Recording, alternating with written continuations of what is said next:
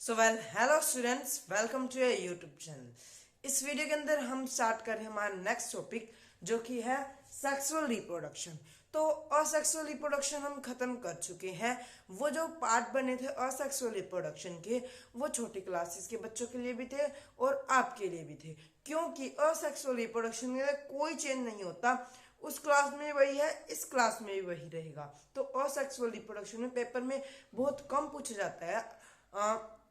अभी आपके 40 मार्क्स के एग्जाम हुए तो 3 मार्क्स का आएगा बस असेक्सुअल रिप्रोडक्शन के बारे में।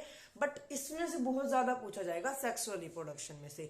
ये बहुत इजी और इंटरेस्टिंग टॉपिक है। ठीक है, इंटरेस्टिंग उस वे में नहीं, बहुत अच्छा टॉपिक है। आप अभी हम स्टार्ट कर रहे हैं सेक्सुअल रिप्रोडक्शन किसके अंदर, फ्लावर के अंदर। किसके अंदर कर रहे हैं, फ्लावर्स के अंदर। तो सेक्सुअल रिप्रोडक्शन इन फ्लावर, ये थोड़ा सा उससे दोनों ना, ये कॉम्प्लेक्स टाइप के है। कॉम्प्लेक्स कैसे हैं, इनके अंदर यूनिक बातें पता लगेगी आपको। तो है ना, वीडियो के एंड तक बने रहिए ताकि आपको फ्लावर की और सेक्सुअल रिप्रोडक्शन सारी समझ आ जाए। ठीक है, तो सबसे पहले हम कुछ डेफिनेशन बताता हूं आपको। सबसे पहले होता है एंजियोस्पर्म। एंजियोस्पर्म क्या होता है, कोई बता सकता है? तो एंजियोस्पर्म होता है जब कोई फ्लावर जिसके पास गैमेट्स हो और जो रिप्रोडक्शन है उसके फ्लावर्स के अंदर हो रही है, उसको कहते हैं हम एंजियोस्पर्म। ठीक है, ये आप 9th क्लास में बिल्कुल अच्छी तरह पढ़ चुके हो। बट क्या हुआ कि अभी पिछले 2 सालों से 9th क्लास में चैप्टर कट हो रहा है बायोडाइवर्सिटी वाला। तो बच्चों को आई थिंक नहीं पता होगा एंजियोस्पर्म के बारे में, तो मैंने सोचा बता देते हैं। जो एनसीईआरटी का वर्ड टू वर्ड है ना, वो भी आपको पता होना चाहिए, क्योंकि एनसीईआरटी में सेक्सुअल रिप्रोडक्शन में फ्लावर स्टार्ट हो रहा है तो एंजियोस्पर्म वर्ड है। तो क्या पता उसी की डेफिनेशन आ जाए, व्हाट इज एंजियोस्पर्म।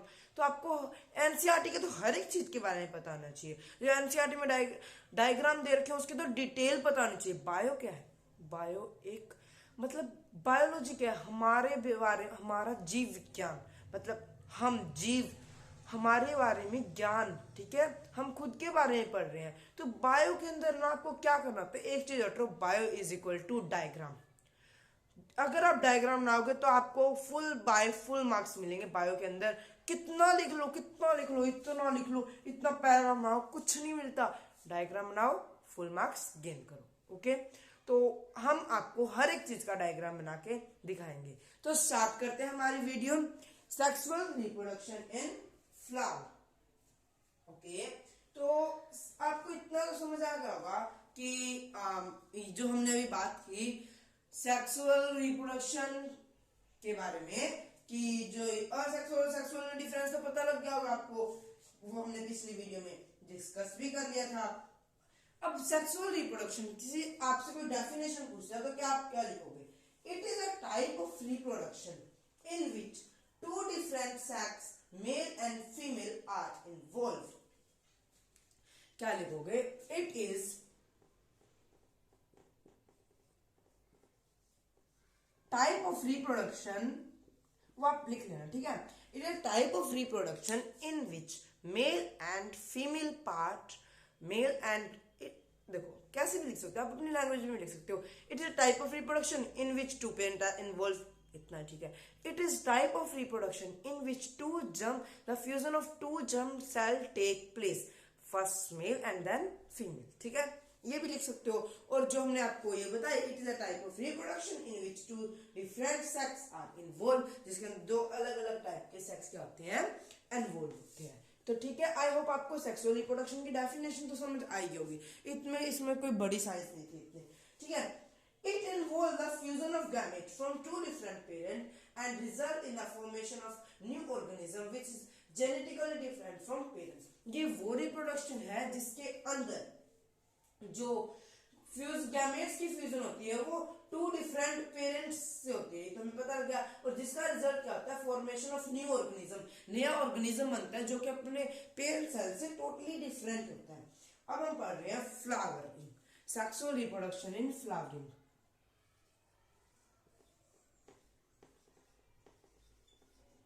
फ्लावर भी लिख सकते हैं आप, इसको फ्लावरिंग लिख देते हैं। सेक्सुअल रिप्रोडक्शन इन फ्लावरिंग तो क्या है, sexual reproduction take place through the agency of flower that in the angiosperm flowering plant. Flower is specialized consider reproduction shoots and flowering plant on its essential reproductive part are inert. ये line समझ आई? कोई दिक्कत नहीं, अगर आपको English में नहीं समझ आया तो अभी समझिए। एंजियोस्पर्म के बारे में मैंने आपको बता दिया था। तो क्या होता है कि जो फ्लावरिंग प्लांट है ना, उसके पास दो गैमेट्स होते हैं। फ्लावरिंग प्लांट के पास हमने तो नहीं देखे, ह्यूमंस में तो पता होगा, टू गैमेट्स होते हैं, ठीक है। वन इज फर्स्ट क्या होता है, आप ये आपने पढ़ रखा है और आप बताओगे कमेंट बॉक्स में, फर्स्ट क्या होता है, बताओ। फर्स्ट होता है हमारे पास स्टेमन, सेकंड होता है कार्पल। कार्पल के अंदर होता है ओवरी, स्टाइल, सिग्मा। और जो हमारे पास स्टेमन होता है उसके पास होता है एंथर और फिलामेंट। एंथर के अंदर होते हैं पोलन ग्रेन, और एंथर कैसा होता है, बाइलोब स्ट्रक्चर, ठीक है। बाइलोब स्ट्रक्चर कैसा होता है, बाइलोब मतलब इसके दो लोब होते हैं, ठीक है। इनके पास ये होता है पोलन सैक, पोलन सैक के अंदर होते हैं पोलन ग्रेन, एंथर कैसा होता है, बाइलोब स्ट्रक्चर, कैसा होता है, बाइलोब स्ट्रक्चर, बाइलोब स्ट्रक्चर होता है। इतना क्लियर हुआ? अब ये देखिए, एक जो एंथर होता है, एक जो पोलन ग्रेन होता है, एक पोलन ग्रेन है, एक पोलन ग्रेन, इसके पास टू मेल सैक्स होते हैं, ठीक है। ये क्या हमारे पास मेल जर्म सेल,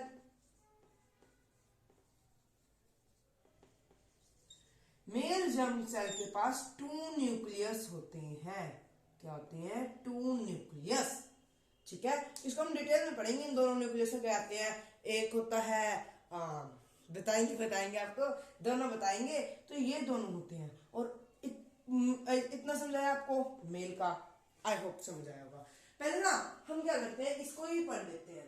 क्या करते हैं, इन्हीं बातों को ध्यान से समझ लेते हैं, क्योंकि आगे ना ये बहुत काम आएगी आपकी, जब हम ये करेंगे, क्या बोलते हैं, मतलब फर्टिलाइजेशन करेंगे। आप ये मत सोचिए आपकी बुक में तो ये है, बस आपको जो पढ़ाया जाएगा उसको ध्यान से समझिए, आपको सब समझ आएगा। देखो, एक जो न्यूक्लियस है ना, उसका नाम है जनरेटिव।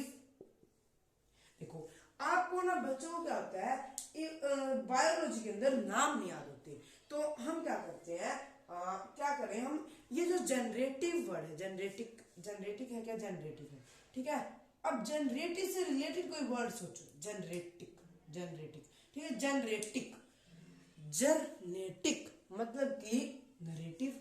अरे कुछ भी अपनी मर्जी से सोचो, जैसे भी आप याद कर सकते हो ना। मैंने भी जनरेटिव को कैसे याद किया, एक नरेटिव। अब नरेटिव तो कोई वर्ड है नहीं, अरे मेरे दिमाग में आ जाता है नरेटिव, जनरेटिव, ठीक है। दूसरा नाम है उसका नाम, दूसरा जो न्यूक्लियस है उसका नाम है वेजिटेटिव। अब ये तो आपको याद आ जाएगा, वेजिटेटिव। यहां तक दिख रहा है आपको वेजिटेटिव? हाँ चलो, दिख रहा है। तो एक है जनरेटिव, एक है वेजिटेटिव। इतना समझ आया आपको? I hope. सबसे पहले क्या है हमारे पास, एक क्या है, पोलन। ये क्या, बताओ क्या है ये, एंथर।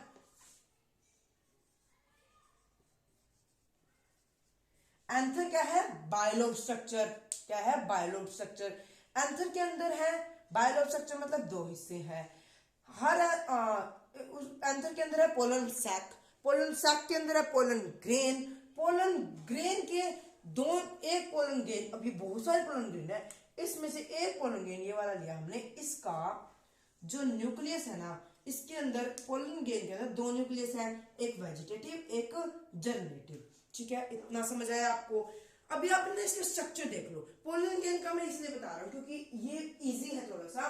अब ये ना क्या होता है, बच्चों को ये थोड़ा सा देखो, अभी ये एनसीईआरटी में नहीं है पोलन ग्रेन का जो मतलब कि डायग्राम है, तो हम इसका डायग्राम ना पढ़े, क्या पढ़े आप बताओ। तो ना हम एक बात जरूर जान लेते हैं, डायग्राम पढ़े या ना पढ़े, पोलन ग्रेन होता है ना, पोलन ग्रेन, उसके बाहर कवरिंग होती है, ठीक है। ऐसा, ठीक है। इतना समझ आ रहा है, बिल्कुल आराम से समझना है। पोलन ग्रेन के बाहर कवरिंग होती है, तो ये कवरिंग किसकी होती है, एक्सटाइन, जो ये होता है ना इसको कहते हैं हम एक्सटाइन, किसको, ये नोकीली चीज है ना इसको कहते हैं एक्सटाइन, और जो अंदर वाली ये कवरिंग है ना इसको कहते हैं हम इंटाइन। ये आपको याद रखना है रखो, ना रखना है ना रखो, क्योंकि ये एक्सटाइन और इंटाइन बहुत इंपॉर्टेंट बातें हैं। क्योंकि जो पोलन ग्रेन है वो सदियों सदियों तक खराब नहीं होता। 150 साल तक पोलन ग्रेन जीवित रह सकता है, क्योंकि उसकी इतनी हार्डेस्ट कवरिंग होती है। अर्थ का एक्सटाइन सबसे हार्डेस्ट सब्सटेंस है, ठीक है, इसलिए इसकी इतनी हार्डेस्ट कवरिंग होती है। इसके अंदर ये होता है, इतना समझा है, जर्नेटिव और वेजिटेटिव। अब आपको इतना समझाया, अब ना हम ओवरी के बारे में जब बात करेंगे ना तब आपको जर्नेटिव और वेजिटेटिव अपने आप समझ आ जाएगा। हम ना इनको कैसे लेके चल रहे हैं, आपको जो बस समझाया जा रहा है ना उसको समझ, इसका स्क्रीनशॉट ले लो। पहले तो स्क्रीनशॉट ले लिया, क्योंकि आपको कहीं और नहीं बताया जाएगा। जर्नेटिव और नहीं वेजिटेटिव और जर्नेटिव, वेजिटेटिव याद रह जाएगा, जर्नेटिव भी याद रखो। सॉरी, ठीक है, इतना सबको समझ आया। अब देन बात आती है हमारे पास ओवरी की। किसकी बात आती है, ओवरी की। ऐसे बना लो, ठीक है, क्योंकि मैंने आपको कहा डायग्राम के फुल मार्क्स है। अगर आपसे कोई पोलन ग्रेन के बारे में कुछ भी पूछेगा ना, अगर आप वो वाला डायग्राम बना दोगे कि ये एंथर है, वो पोलन सैक है, उसके अंदर पोलन ग्रेन है, और अगर पोलन ग्रेन के बारे में कोई पूछेगा, एंथर के बारे में पूछेगा, ऐसे बता सकते हो। पोलन ग्रेन के बारे में कोई पूछेगा तो पोलन ग्रेन का डायग्राम बना दो। इसके पास दो न्यूक्लियस होते हैं, एक वेजिटेटिव एक जर्नेटिव, और उसके बाहर वाली कवरिंग होती है क्या होती है, बता सकता है, टाइन और एक्सटाइन। देखो कैसे याद रखोगे इंटाइन और एक्सटाइन को, टाइन वर्ड याद कर लो, टाइन का टाइन कर दो, टाइन, एक्सटाइन मतलब बाहर वाला, इंटाइन मतलब अंदर वाला, ठीक है, ये याद रहेगा। और एक है जर्नेटिव और एक था वेजिटेटिव, ठीक है, वेजिटेटिव तो आपको याद रह लीजिएगा, और एक था जर्नेटिव, ठीक है, ये दोनों आपको याद रहेंगे। तो मतलब कि टोटली हमारा जो जंप और है, ये ना ये एक जंप और भी होते हैं, वो अपने को याद करने की इतनी जरूरत नहीं है, उसको छोड़ दो, ठीक है। टोटली अपने को पोलन ग्रेन का स्ट्रक्चर तो याद हो गया। अब हम करते हैं ओवरी का स्ट्रक्चर याद, ओव्यूल का। ये देखो ओव्यूल के पास है ना, आपको सबसे पहले यहाँ पे तीन चीजें दिखेगी, ठीक है, फिर यहाँ पे एक छोटी, एक बड़ी, एक छोटी, देन ये, ठीक है। अब ये तीनों चीजें है ना, इन तीनों चीजों को रट लेना आपने, क्योंकि ये बहुत ही, ये तो आपको रटनी है, और जो हम आपको और बताएंगे वो भी आपको बिल्कुल अच्छी तरह रटना है। ये ना आप ये मत देखिए कैसे वीडियो कैसे पढ़ाया जा रहा है, बस आप बोर्ड पे नोटिस कीजिए, क्योंकि ऐसा आपको कहीं कंटेंट नहीं मिलेगा, ठीक है। तो ये क्या है, जो हमारा ये होता है ना, ये अभी सब पढ़ेंगे, इनके बारे में डिटेल में पढ़ेंगे। इसको कहते हैं पोलर न्यूक्लियाई, इसको आप नोट कर लो, पोलर न्यूक्लियाई, ठीक है, न्यूक्लियाई। देन जो हमारे पास ऊपर वाले तीन हैं उनको कहते हैं एंटीपोडल सेल। क्या कहते हैं, एंटीपोडल सेल। क्या कहते हैं, एंटीपोडल सेल। क्या कहते हैं, बार बार बोलो, एंटीपोडल सेल। क्या कहते हैं, एंटीपोडल सेल। अब आप इसको कैसे याद रख सकते हो, इसका वर्किंग भी और इसका नाम भी मेरे बहुत अच्छी ट्रिक है, आप ध्यान से सुनेगा। एंटीपोडल, एंटी मतलब अंटी याद रहेगा आपको, अंटी याद रहेगा। इसका ना जो फर्टिलाइजेशन है उसके अंदर कोई काम नहीं होता, फर्टिलाइजेशन के अंदर आगे होता है, ठीक है, आगे हम देखेंगे इसका काम। तो फर्टिलाइजेशन के अंदर इसका कोई काम नहीं होता। तो अंटी है ना, अंटियों का काम नहीं होता, बस उनको तो चुगलियां करनी होती है। तो बस आप ये याद रख लो, पर कभी कभार अंटी काम आती है बाद में, उसकी कहीं भी बात चुगली बाद में काम आती है। तो एंटीपोडल सेल है ना, इसको आप ऐसे याद रखो कि अंटी जी अभी बाद में काम आएंगे, अभी हमें पास अंटी की कोई जरूरत नहीं है फर्टिलाइजेशन के अंदर। पोस्ट फर्टिलाइजेशन के अंदर काम आएगी अंटी की, बड़ी मतलब पोस्टमार्टम कर देती है अंटी, इतनी बातें मारती है। देन है पोलर न्यूक्लियाई। पोलर न्यूक्लियाई क्या है, इसको ध्यान से समझिए। दो ये ना क्या है, एक सेल है, वैसे ये दो है, इनका न्यूक्लियस दो है पर सेल एक है, ठीक है। कैसे, तो ये एक सेल है ना, जैसे हमने अमीबा वगैरह के अंदर पढ़ा था, एक सेल जब डिवाइड होने का होता है ना तो उसके अंदर कंस्ट्रक्शन ही होती है। यहाँ पे इनमें कंस्ट्रक्शन नहीं हो पाई तो सेल डिवाइड नहीं हो पाए, पर न्यूक्लियस डिवाइड हो गए अलग अलग, पर सेल क्या रहा, एक। तो मतलब एक सेल क्या था, जब दो न्यूक्लियस आ गए, इसलिए हम उसको क्या लेते हैं, पोलर न्यूक्लियाई, ठीक है। इसलिए हमने इसको पोलर न्यूक्लियाई नाम दे दिया। अब आपको समझ आया पोलर न्यूक्लियाई क्या है। अभी देखिए ये ना ओव्यूल के चश्मा लगी है, पोलर न्यूक्लियाई ओव्यूल की चश्मा है, चश्मा बड़ा काम करती है। देन आता है हमारे पास एग। ये जो बड़े वाला ना, ये हमारा एग, ठीक है, एग। जो ओव्यूल का एग है ना, वो है हमारे पास ये एग। तो ना कोई भी जिसके पास एक न्यूक्लियस होता है ना, एग को हम एन से डिनोट करते हैं, ठीक है, एन से, एन वर्ड लेते हैं। जैसे हम मैथ में एक्स लिखते हैं ना, वैसे बायोलॉजी के अंदर हम एन लेते हैं। तो देन आता है हमारे पास कि जो ये साइडों वाले दो हैं, ये क्या है, ये है साइनर्जिड्स। क्या है, साइ, लिखिए syn, N S Y N E R, साइनर्जिड्स।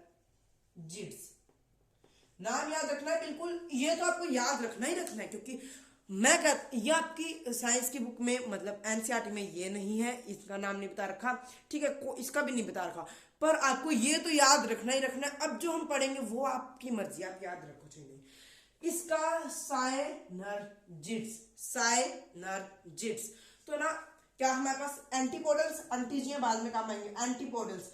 देखो ये क्या फोस्फोराइलेशन में काम आती है, तो पी याद रखिए, एंटी के बाद पी आएगा, एंटीपोडल्स। ये पोलर न्यूक्लियाई हो गए, ये एग हो गए, ये हो गए साइनर्जिड्स, साइनर्जिड्स, साइनर्जिड्स। अब मैं इसको कैसे याद कराऊं आपको, ध्यान से सुनना। साइ मतलब सारी, एनर्जी गेट्स, दे दी, साइनर्जिड्स, साइनर्जिड्स, यह है साइनर्जिड्स। कैसे भी याद कर लो, मैंने तो ऐसे याद करा, साइनर्जिड्स, साइनर्जिड्स याद रहेगा। बात करो, साइनर्जिड्स, सारी एनर्जी दे दी, साइनर्जिड्स, ठीक है। सारे नर मतलब सारे आदमी, ठीक है, गिद्ध, ऐसे ऐसे नहीं याद करो, साइनर्जिड्स, साइनर्जिड्स। मतलब कोई हिंदी में बोले सारे नर गिद्ध हैं तो साइनर्जिड्स, पर ऐसा कुछ नहीं होता। ये एक आपको याद कराने का तरीका है, कोई बुरा मत मानना, ठीक है। साइनर्जिड्स, साइनर्जिड्स। अब आपको मैंने इनका स्ट्रक्चर तो बता दिया। अब सुनिए, अब क्या होता है, एंटीपोडल्स हो गया, साइनर्जिड्स हो गया, और पोलर न्यूक्लियाई एग हो गया। अब ये ना आप इनका स्ट्रक्चर समझिए, देन उसके बाद आगे आगे की सारी हम देखेंगे। अब ये जो एग है ना, ये है हैप्लॉइड। हैप्लॉइड मतलब जिसके पास सिंगल सेल हो, मतलब सिंगल सेट ऑफ क्रोमोसोम हो। सिंगल सेट ऑफ क्रोमोसोम मतलब किसके पास एक ही सेल है, ठीक है, ये है हैप्लॉइड, इसके पास एक ही न्यूक्लियस है, ठीक है। पर पोलर न्यूक्लियस हमारा हैप्लॉइड नहीं है, डैप्लॉइड है, उसके पास दो न्यूक्लियस है। अब देखिए, जो अब ध्यान से समझना आपको, अगर आपको अब आगे वाला लिखना है तो लिखिए, नहीं लिखना तो ना लिखिए, क्योंकि ना अभी जो हम कुछ एक्स्ट्रा करने जा रहे हैं, तो ना आप इसके बाहर पहले तो एक कवरिंग सी बना लीजिए, ठीक है, इस कुछ टाइप की, ठीक है। ये पूरी नहीं बनी अभी बोर्ड छोटा है, क्या करें, ठीक है। नीचे तक दिख रही है आपको, नहीं दिख रही, वेट,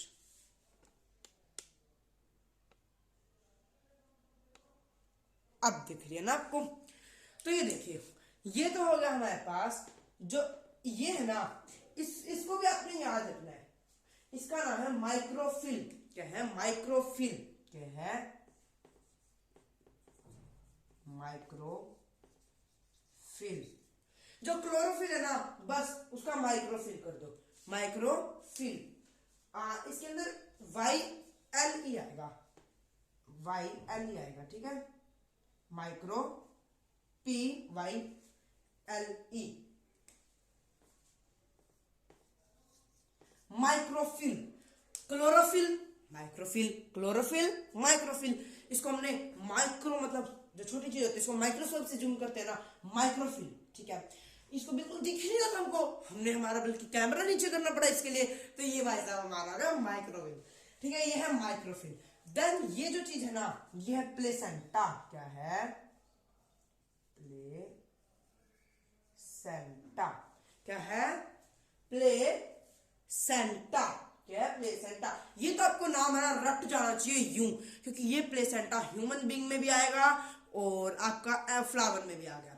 माइक्रोफिल, प्लेसेंटा, ठीक है, ये समझ आया आपको।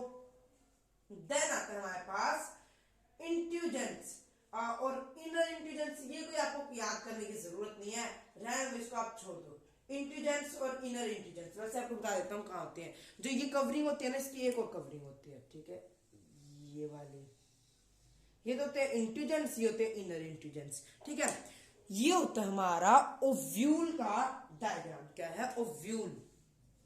अभी कंफ्यूज नहीं है ना, ओव्यूल ओवरी अलग अलग चीज है, ठीक है। ओव्यूल का डायग्राम इतना समझ आया आपको? आई होप आपको इतना समझ आया होगा, ठीक है। ये आपको समझ आ गया। अब आपको आगे फर्टिलाइजेशन करने में कोई भी दिक्कत नहीं आएगी। इसका स्क्रीनशॉट ले लीजिए। हमने जो जो बताया सबका काम है। क्या है? Antipodal cell, polar nuclei, egg, synergids और माइक्रोफिल और प्लेसेंटा। इसका स्क्रीनशॉट ले लीजिए। किसका? ओव्यूल का डायग्राम। और एंथर फिलामेंट वो सब आपको बता दिया था। और ये हैप्लॉइड है, एक है डिप्लॉइड है। इतना समझाया। अब हम कर रहे हैं इसको इरेज। तो आपको इतना समझ आ गया। अब देखिए, अब आपने क्या समझना है कि अब फर्टिलाइजेशन कैसे होती है।